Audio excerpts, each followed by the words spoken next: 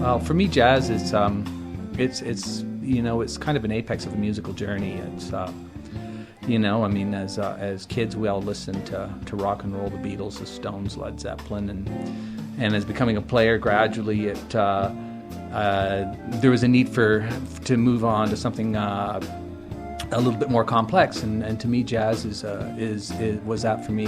It's freedom of expression.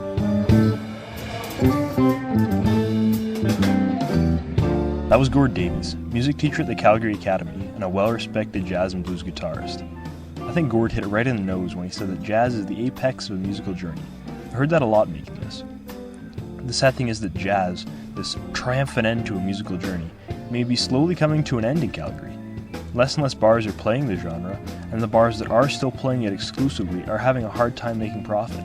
And perhaps the biggest blow to Calgary's jazz scene was the cancellation of the Jazz and Blues Festival last year, just days before it was supposed to start. Music, especially jazz, has always been a large part of my life, so when I heard about this slow death of jazz, it hurt. But the extent of the decline didn't hit home until I noticed my dad's band, the Blues Arrows, were getting fewer and fewer gigs. I had to find out if this was actually true, if jazz music, a staple in the Calgarian music world for as long as I can remember, was actually just going to die out with this whimper. And who better to talk to about music's future than someone who's shaping it? Gord Davies. Like I mentioned earlier, Gord is a music teacher at the Calgary Academy, and has been in the music scene for quite some time, over 20 years.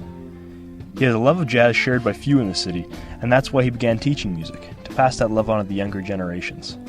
I know a lot of junior highs and high schools have good jazz band programs, but the number of programs drops dramatically once you reach post-secondary, and the number of quality ones is fewer still. So I really wanted to ask Gord what options jazz-oriented students had after graduating high school. Well, there's a chance for them to go into post-secondary, of course.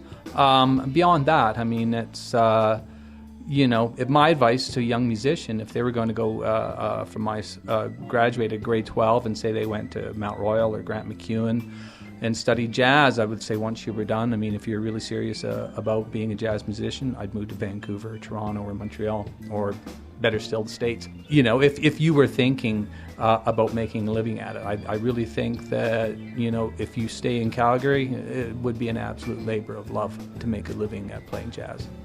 With that in mind, I wanted to get Gord's take on whether he felt that jazz music in Calgary was actually dying, and his answer surprised me. I wouldn't say it's dying. I think it has a very vibrant scene. There are a lot of really good, incredible players in Calgary. I just don't think they're getting the exposure that maybe they once did, say, going back 4 or 5 years ago. So maybe jazz music wasn't dying after all in Calgary. Maybe there was hope for it. And that gave me hope. But I knew one man's testimony wasn't enough, and that's why I turned to Lann Lieurance. Lann, a nationally known jazz saxophonist, has been a staple in Calgary's jazz scene since before the scene even existed. Now he owns and operates Lieurance Music Services, but still remains well connected to the pulse of Calgary's jazz culture. With what Gord said about Calgary's jazz scene not dying fresh in my mind, I had to hear what Lann had to say about this. I think it's healthy. I think it's in the major cities, you'll find it's thriving. In the smaller places, it is not. Then Lann went in a direction I didn't expect. He began to talk about why people thought jazz was dying. It's because everything else was growing, while jazz was just staying the same. And that for it to grow, it had to reach the younger generations, which was going to be hard to do. They never hear it. Radios don't play it. When they grow up, they're listening to what they hear on the radio, and that's rock and roll. And that's been that way for 40 years. And it's rap, and it's various different, more commercial type of musical styles now. And they listen to music you can dance to. And modern jazz is not a dance music anymore. The swing music was definitely a dance music, but modern jazz is not. It's more esoteric. And that's, you're losing young people who want to get up and boogie. That last comment Lann made, the one about dancing, really reminded me of something someone I had talked to earlier had said. Tim Tamashiro, the host of the jazz show Tonic on CBC Radio 2, is the go-to guy when it comes to all things jazz in Calgary.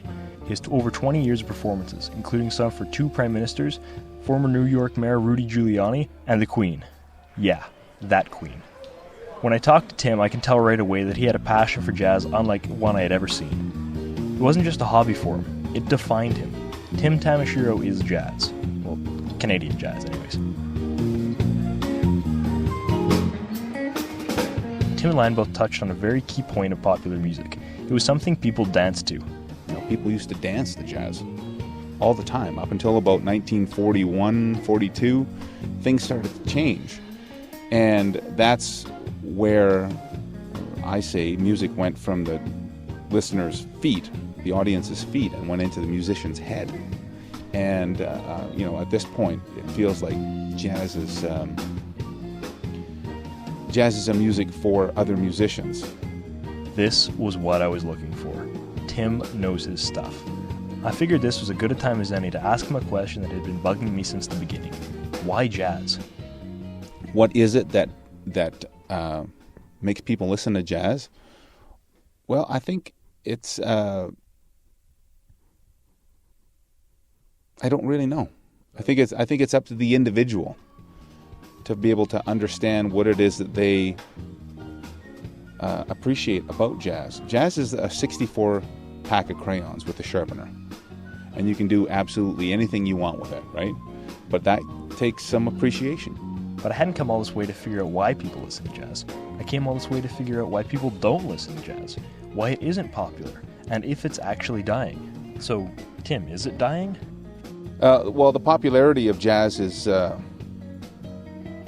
bit of a conundrum.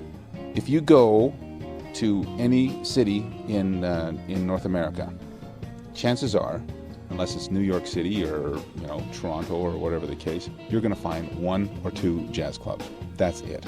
You go to any jazz concert, you're going to see a lot of blue hair. So, is a jazz supporter getting older? Yes. Are classical music fans getting older? Yes. Is jazz dying? No, I think it's a natural progress. So there it is, the answer I'd been searching for. Jazz is not dying. It's just changing, shifting. It's getting older, more select in its fans, but it's not dead. Far from it. And why is that? Why will jazz continue to survive? I think Lann Lieurance said it best. There are a sizable group of people that want to play it and want to listen to it and want it in their lives. So jazz is here to stay. Cameron Sullivan, Calgary.